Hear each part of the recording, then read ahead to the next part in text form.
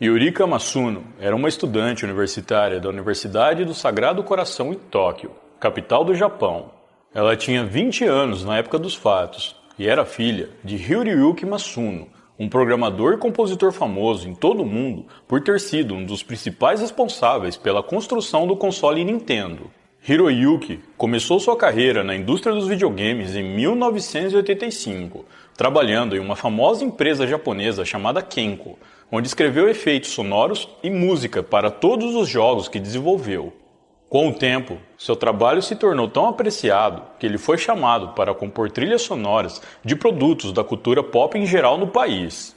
Na mesma época em que se tornou pai de Yurika, Hiroyuki atingiu o auge de sua carreira, sendo nomeado diretor executivo de uma grande empresa de TI. Apesar de todo o sucesso do pai, Yurika, diferente de outros jovens que geralmente seguem os passos da família, queria trilhar o seu próprio caminho. A jovem tinha o sonho de se tornar uma comissária de bordo. Ela adorava viajar e queria muito conhecer novos lugares e culturas. A jovem já tinha viajado até a famosa cidade de Viena, na Áustria, onde passou alguns dias aproveitando o local. Ela dizia que as viagens a ajudavam no combate de sua ansiedade, problema do qual Yurika sofria. Quando estava no segundo ano da faculdade, Yurika decidiu se tornar membro da organização AESEC, uma organização estudantil sem fins lucrativos, dirigida por estudantes sediados na Holanda, com filiais em mais de 126 países, incluindo o Japão. A organização é reconhecida como a maior no mundo no quesito, com uma rede de intercâmbio regional entre países. Com o estágio na NPO, filial da AESEC no Japão, Yurika conseguiu entrar no programa de intercâmbio da organização e ganhou a oportunidade de ir até a Romênia e ensinar japonês em um programa de ensino de idiomas chamado Idiomas São Legais. Na ocasião, a organização declarou que estava trabalhando para criar jovens que pudessem desempenhar um papel ativo no mundo e que Yurika Masuno se encaixava perfeitamente neste perfil.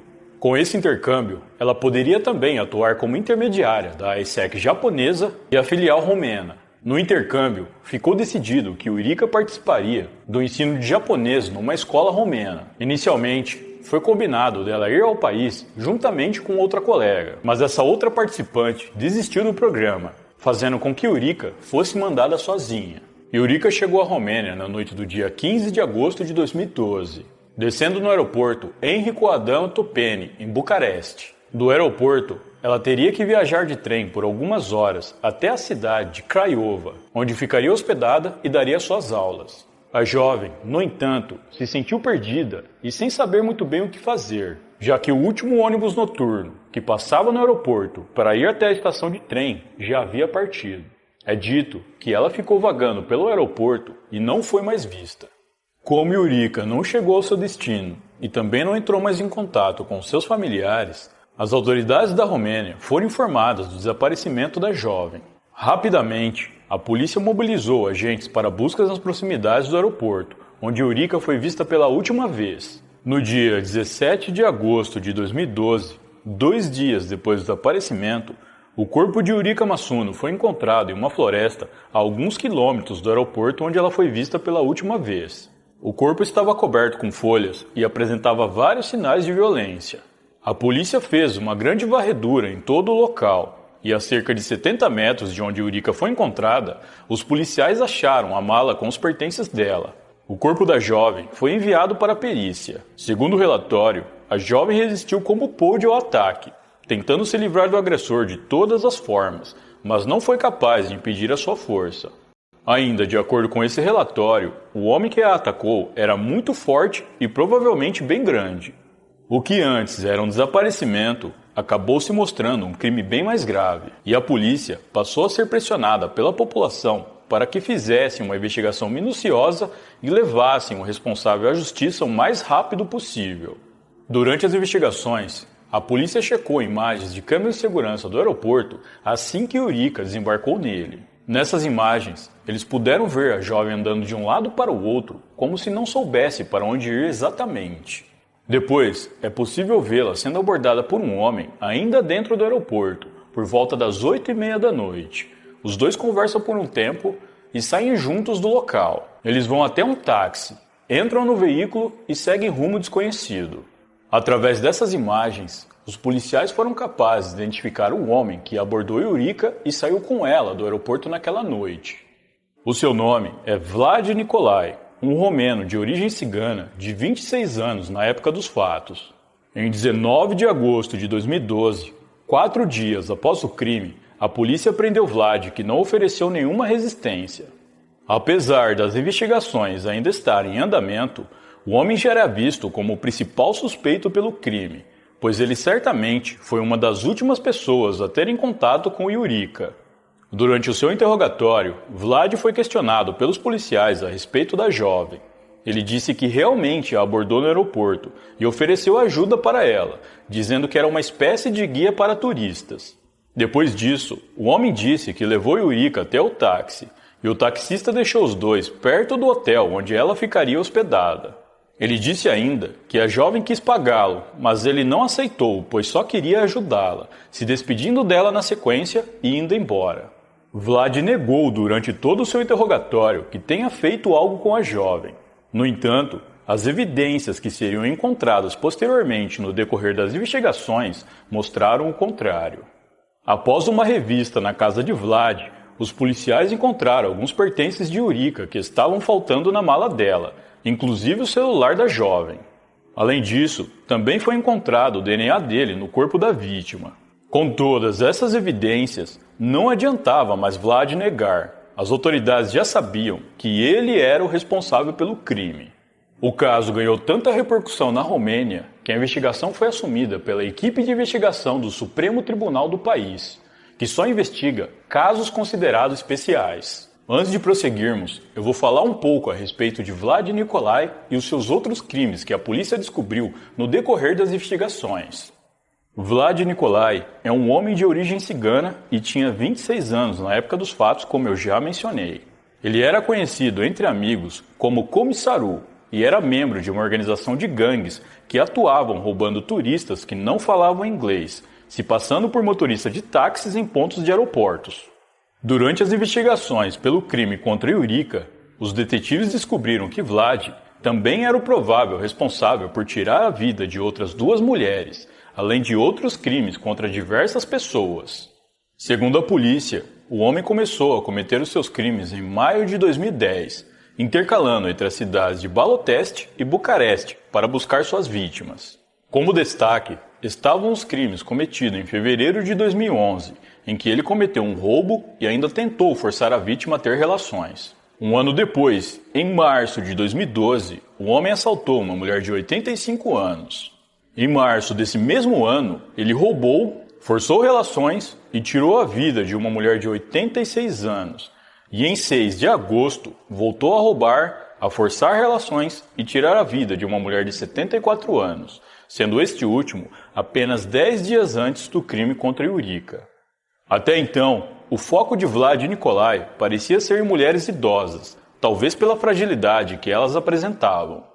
Uma de suas vítimas, a senhora de 85 anos, foi atacada pelo homem no dia 2 de março de 2012, falecendo no dia 14 de abril em um hospital local. Ela ainda teve tempo de prestar depoimento e apontar características do criminoso para a polícia. A idosa sofreu inúmeras lesões graves e em seu laudo pericial dizia que ela faleceu devido à quantidade e gravidade dos ferimentos, somados à sua idade avançada. Após coletarem evidências de todos esses crimes, os procuradores responsáveis constataram que haviam fortes indícios de que Vlad era mesmo o responsável por todos eles. Considerando a quantidade de vítimas, os procuradores pediram que a acusação fosse alterada de crime qualificado para qualificado e grave, levando assim a um aumento da pena. A polícia também identificou o DNA do homem nas roupas das idosas atacadas, o que era prova mais que o suficiente que ele, de fato, estava envolvido com esses crimes. Após a revelação de todos esses crimes cometidos, Vlad Nicolai foi comparado a Rimaru, um famoso criminoso em série da Romênia da década de 70. Durante o tempo em que ficou sob custódia policial, Vlad foi submetido a um exame psiquiátrico. Segundo esse laudo, o homem teve total discernimento quando cometeu o crime contra as 3 mulheres, assim como nos outros crimes dos quais ele também foi acusado. Esse laudo seria usado pela promotoria como contra-argumento caso a defesa do homem tentasse alegar insanidade. O julgamento de Vlad se deu início em 8 de novembro de 2012, sendo realizado no Tribunal de Apelações de Bucareste, e aconteceu em tempo recorde para os padrões do país. No tribunal, a promotoria apontou o caso como um crime premeditado, argumentando que o homem se aproximou da estudante já com as intenções claras de fazer o que fez. O taxista responsável por levar o criminoso e a vítima naquele dia foi uma testemunha de grande importância. Segundo ele, Vlad foi até o seu carro acompanhado de uma moça oriental e pediu uma corrida. O taxista então saiu do veículo e os ajudou com as bagagens, as colocando no porta-malas. Na sequência, Vlad e Yurika entraram no carro. Vlad então disse para o taxista que era para ele deixá-los à margem de uma rodovia que ficava a alguns quilômetros dali. Rodovia essa que era o oposto do caminho que Yurika deveria fazer e que também era cercada por uma densa floresta. O taxista atendeu ao pedido e não achou nada estranho, ainda mais pelo fato de que Yurika parecia concordar com tudo o que Vlad falava, já que na cabeça dela, Vlad só queria ajudá-la. Ao chegarem na rodovia, o taxista os ajudou tirando as bagagens de Yurika do porta-malas. Ele foi pago e depois deixou o local. Após isso, Vlad e Yurika caminharam por alguns metros, e quando Vlad percebeu que não havia ninguém nas proximidades, ele agarrou a jovem e a levou para o meio da floresta.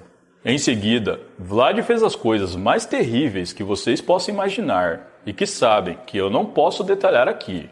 Assim que terminou, o criminoso abriu a mala de Yurika e roubou um celular, uma câmera, um notebook e o dinheiro que ela levava consigo. Ele descartou o que restou da bagagem na floresta e voltou para casa. Alguns dias depois, o taxista viu pela TV que aquela jovem que ele tinha transportado havia sido vítima de um crime e imediatamente procurou a polícia. Vlad Nicolai foi considerado culpado de todas as acusações que tinham contra ele. Inicialmente, ele foi condenado a mais de 200 anos de prisão, mas depois o juiz disse que seria mais fácil condená-lo à prisão perpétua de uma vez. Especialistas que acompanharam o caso disseram que Vlad Nicolai certamente teria sido condenado à pena capital, caso ela não tivesse sido abolida no país em 1990.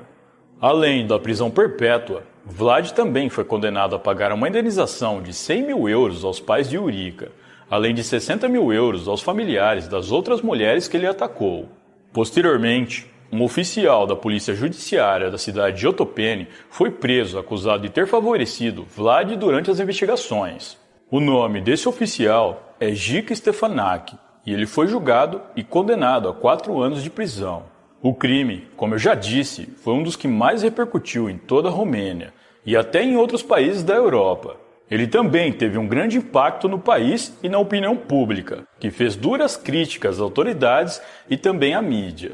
Essas críticas às autoridades não foram somente pelo fato de um oficial da polícia ter sido preso e acusado de favorecer o criminoso, mas também porque mais tarde foi descoberto que uma das primeiras vítimas de Vlad, que foi forçada a ter relações, fez uma denúncia para a polícia, mas a polícia não prosseguiu com as investigações. Na ocasião, haviam provas mais que o suficiente para que o homem fosse preso. No entanto, as autoridades não mostraram interesse no caso e Vlad continuou solto para cometer mais crimes. Para alguns críticos, esse comportamento é bastante comum na polícia da Romênia e que não se preocupam o suficiente com os crimes locais, sendo necessário que o caso tome uma certa repercussão para que eles façam algo. A Romênia é um dos países menos seguros da Europa, principalmente para as mulheres, que são os alvos preferidos dos criminosos. Crimes contra turistas também é um grande problema no país, que conta com inúmeras gangues cuja principal atividade é roubar turistas. A população também criticou bastante a mídia, devido à cobertura sensacionalista e inescrupulosa em cima do caso. Alguns jornais, inclusive, chegaram a escrever matérias culpando a própria vítima pelo ocorrido. Em uma dessas matérias, dizia que Yurika estava se esforçando muito bem para aprender outros idiomas, mas que lhe faltou aprender bom senso, sugerindo que o que aconteceu foi meio que culpa dela. Já em um programa de rádio, uma locutora disse que não entendia como alguém poderia ter pego um táxi com um completo desconhecido, e que a jovem deveria ter ido diretamente ao seu destino e nunca ter aceitado a ajuda de Vlad. A mulher finalizou dizendo que Yurika havia sido estúpida e que esse caso deveria servir de exemplo para que não acontecesse novamente. Em contrapartida, setores de mídias japonesas, ao verem essas declarações, não deixaram barato e rebateram as críticas. De acordo com eles, Yurika não teve nenhum pingo de culpa, já que a jovem era proveniente de um país onde a paz e a segurança são garantidas, e por isso acreditou que Vlad fosse de fato alguém que só queria ajudá-la. Eles disseram ainda que o principal culpado pelo crime é o criminoso que tomou a decisão de cometê-lo, e em segundo plano, as autoridades que falharam em prendê-lo, quando já se tinha provas o suficiente de que ele era alguém muito perigoso. Para os romenos, alguns veículos de imprensa do seu país estavam mais preocupados com a audiência do que com a vítima. Além de críticas às autoridades e à mídia do país onde ocorreu o crime, a organização estudantil AESEC também sofreu duras críticas por parte de algumas pessoas. Segundo essas pessoas, a organização deveria ter enviado alguém no aeroporto para recepcionar Yurika, já que eles sabiam que era a primeira vez da jovem no país e que por isso ela teria dificuldades para chegar ao seu hotel. Eu não consegui encontrar declarações dos pais de Yurika após o crime. A única coisa que eu encontrei foi a respeito da mídia japonesa rebatendo as críticas sobre a jovem, como eu já mencionei. Yurika foi velada e depois cremada em uma cerimônia que contou com familiares e amigos no Japão. Este foi o caso de Yurika Masuno, uma jovem estudante que teve a vida tirada naquela que era para ser uma grande experiência de vida e de carreira, e um crime fruto da falha na segurança de um país.